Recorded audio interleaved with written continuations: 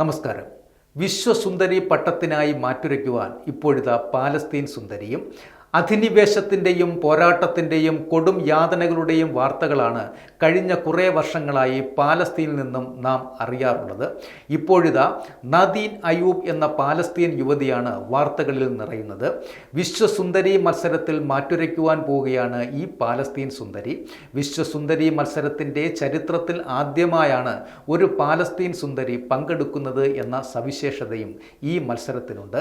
ദുബായിൽ താമസിക്കുന്ന നദീൻ 2022 പാലസ്തീനിലെ സൗന്ദര്യ മത്സരത്തിൽ കിരീടം ചൂടിയത്.